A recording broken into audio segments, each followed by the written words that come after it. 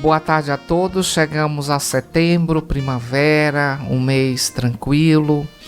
Dedicar o programa de hoje à professora Cleonice Berardinelli, a dona Cleo, que completou 100 anos de vida e muitos anos dedicado ao ensino da literatura, sobretudo a literatura portuguesa. A dona Cleo foi a primeira pessoa do Brasil, a segunda do mundo, a escrever uma dissertação acerca do grande poeta Fernando Pessoa. Então esse programa é dedicado a ela, desejando do fundo do coração que ela permaneça lúcida, calma, tranquila e, sobretudo, uma professora de grande peso.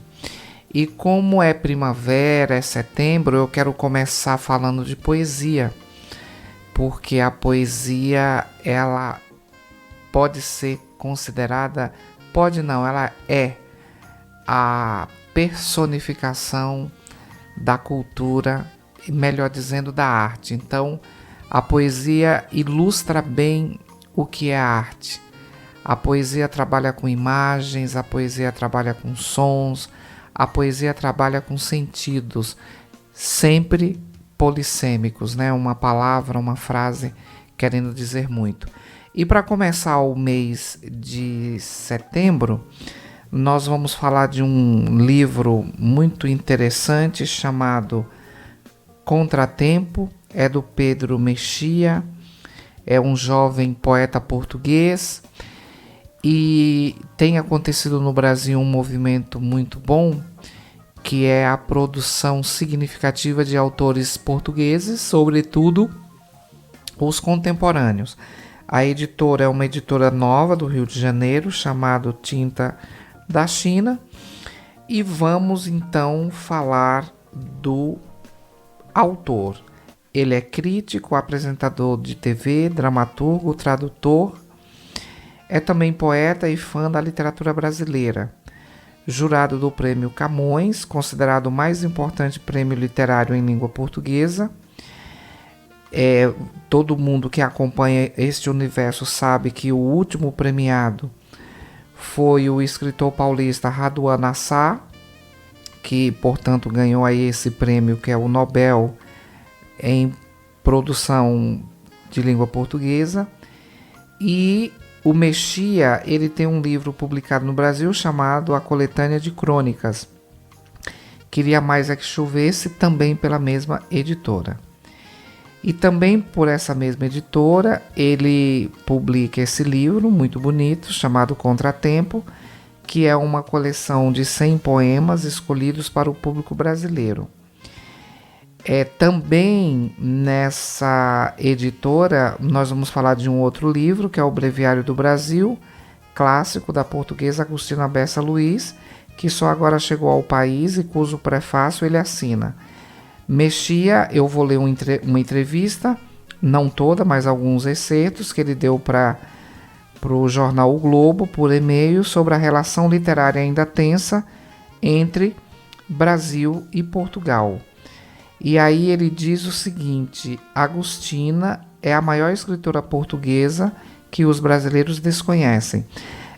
Um comentário: o Pedro Mexia é completamente apaixonado pelo Machado de Assis e ele tem uma frase muito interessante. Ele diz que o Machado de Assis deveria ser obrigatório, todas as pessoas deveriam ler, porque de fato é sem dúvida um dos grandes autores brasileiros e, sem sombra de dúvida, do século XIX, ele é o maior nome. Bom, o jornalista fez a seguinte pergunta para o Mexia: pelo segundo ano consecutivo, o senhor é jurado do Prêmio Camões. Sabemos que os prêmios têm imenso peso literário, mas pouco peso comercial. Ganhadora em 2015, Hélia Correia continua ausente no Brasil. Raduan Nassar, brasileiro ganhador deste ano, também é desconhecido em Portugal. Como diminuir essa distância entre as laureas e o público? Ao que ele responde: independentemente do prestígio que o Prêmio Camões tenha ou não nos dois países e da atenção variável que os premiados recebem da mídia, dependendo da sua notoriedade, acessibilidade, etc., é notória a convivência difícil entre as duas literaturas. Parte da solução está nos currículos escolares. É absurdo que Machado não seja obrigatório nas escolas portuguesas e na disponibilidade a preços aceitáveis de livros brasileiros em Portugal e livros portugueses no Brasil.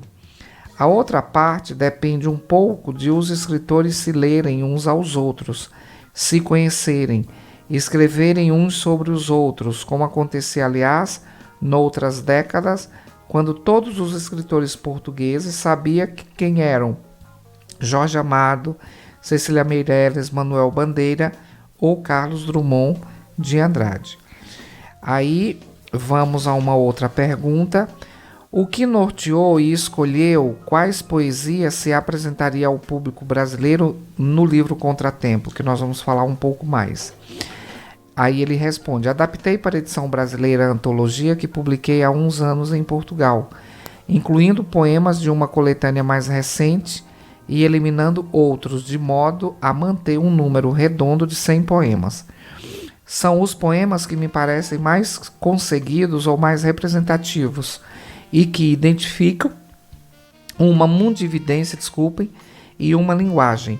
Na seleção evitei apenas alguns textos que têm referências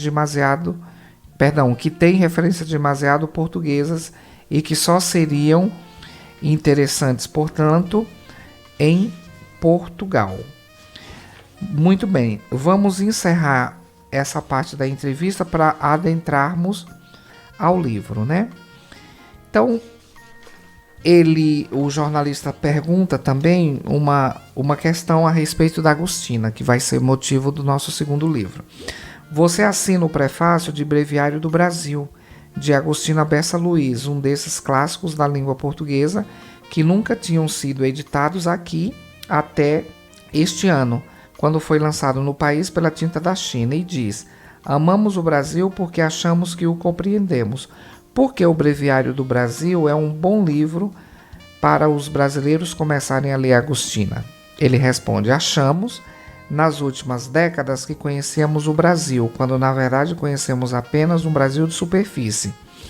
Mesmo que as superfícies nem sempre sejam ilusórias. O Brasil da praia e das canções, das novelas e do futebol.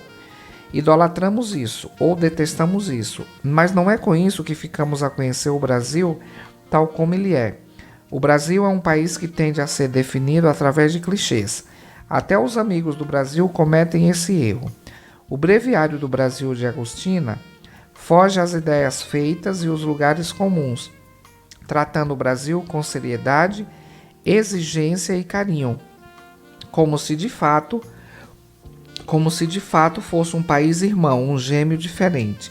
E a obra de Agostina Bessa Luiz é toda assim, idiosincrática, impertinente, implacável, brilhante. É a maior escritora portuguesa que os brasileiros desconhecem. Então, queridos ouvintes, vamos descobrir aí a literatura desta dama, que está com quase 93 anos. Atualmente não escreve mais porque teve um derrame e está se poupando. Então, vamos ao livro e aos poemas. A Chave. Esse poema está na página 42. No sótão ou na cave, nas gavetas ou nos armários, nas arcas ou nas despensas, encontraremos a chave de tudo isto. A caçadeira do avô, ou o berço de 4 gerações, ou uma medalha de um feito esquecido, ou o vinho do porto de um casamento infeliz. A cadeia rompeu-se. A chave que encontramos será obscura e contraditória, e nós tão claros e coerentes. Um outro poema que eu gosto muito, Um ator do Teatro Nacional, que algumas vezes vi dizer textos moderníssimos com vocabulário arcaico, que em cenas de fúria tinha uma voz funda, salivava demais e saía indignado pela esquerda baixa, levando nas mãos o chapéu com plumas. Esse ator, que nos palcos era o próprio teatro, entra agora no café onde estou, com a mulher demasiado feia e volta a sair sem fúria nem frases bem pronunciadas, porque a esta hora já há doces e apetece-lhe comer salgados. Curiosa, né? O poema, muito curiosa a poesia. Muito bem, vamos agora para o fogo. Era a queimadura dos velhos livros, das folhas roídas amarelas que no quintal ardiam, como se as décadas se evolassem e no crepitar das páginas a decadência e a precariedade estalassem à nossa vista, enquanto o fumo, impregnando a roupa, se inclinava segundo o vento e ardia mesmo nos olhos fechados. Era essa a antiga sedução pelo fogo. O fogo das noites frias, que na salamandra consumia horas e lenha e que se tornava o centro da atenção, flutuante, azul, clamando de chamas entrançadas magnéticas. Entre os livros antigos e a chama precária, havia uma outra deflagração, que sabia que mesmo sem ler todos os livros, é preciso ler aqueles que um dia serão queimados. Lindo, não? Espingardas.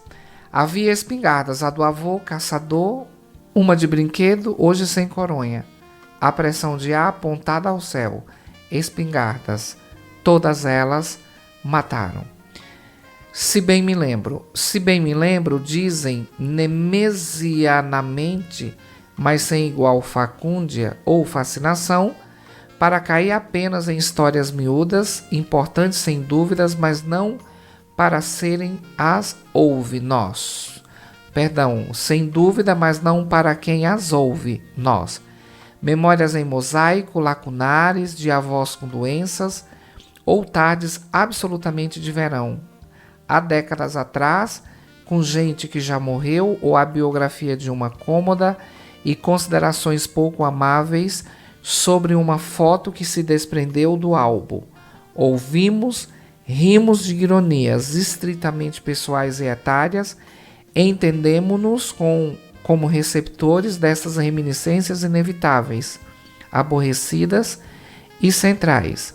Entendemos mais ou menos que também havemos de maçar as gerações vindouras, com contos assim, acrescentando pontos e observando sem perceber por que os netos e os sobrinhos parecem achar banais ou mesmo senis os pormenores de uma certa manhã há 50 anos atrás, e sobre a qual, como já fizeram conosco, não contamos tudo. Vamos então às orelhas do livro. Não deves abrir as gavetas fechadas, aconselha o poema que abre este livro, porque dentro delas encontraremos mentiras e a imperfeição do mundo. A escrita de Pedro Mexia move-se sempre em direção ao fundo sedutor, enigmático, surpreendente e inútil das muitas gavetas que se abrem e se fecham, involuntariamente, ou sob a força do desejo de rever, reviver, inventar. Mexia parece nos dizer, todo o tempo, que poesia é memória. E se afirma que recordar já é quase um erro, observa, por outro lado, que só sabendo isso, os erros nos podem salvar. A consciência, de certo modo, suspende a falha.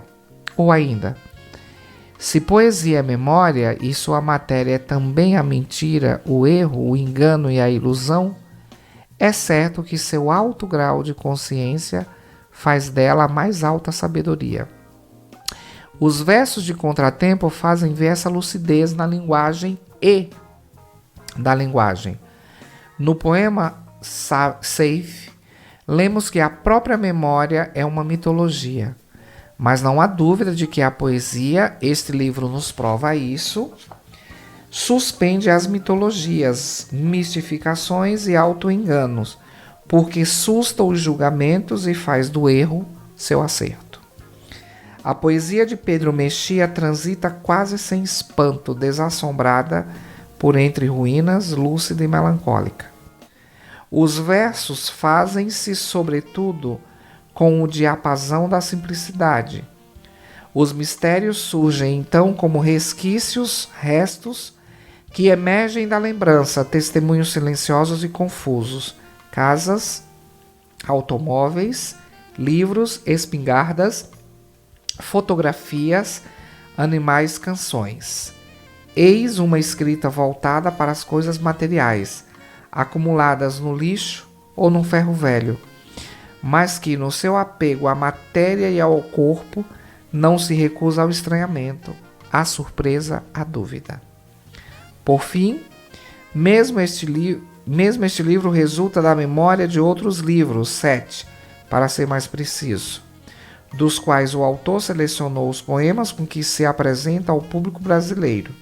A poesia portuguesa, mais uma vez, nos dá a chave certa. São palavras do Eucanaã Ferraz, grande poeta brasileiro. Então fica aí a dica do livro Contratempo, poemas escolhidos do Pedro Mexia e a editora Tinta da China. Vamos finalizar lendo mais um poema, intitulado Homens Sem Mulheres. Durante meses ou ano, ou em todo caso um múltiplo de semanas, trazia debaixo do braço, com os livros da lei, Men Without Women, de Ernesto Hemingway. Hábito exterior de mostrar leituras ou de passear, como legendas, frases sintéticas e duras, não o tolerava nos outros, mas só em mim, na minha edição velha e laranja da Penguin. Eu não queria que o livro terminasse, e o plural do título era um disfarce. Leiam, sejam felizes, críticas, comentários, sugestões, Cultura FM 87,9, o telefone 3422-6942, ou pelo e-mail cultura.fm87@gmail.com. Vamos iniciar ouvindo uma música do querido, inesquecível e sempre grande Chico Buarque, Apesar de Você. Leiam e sejam felizes.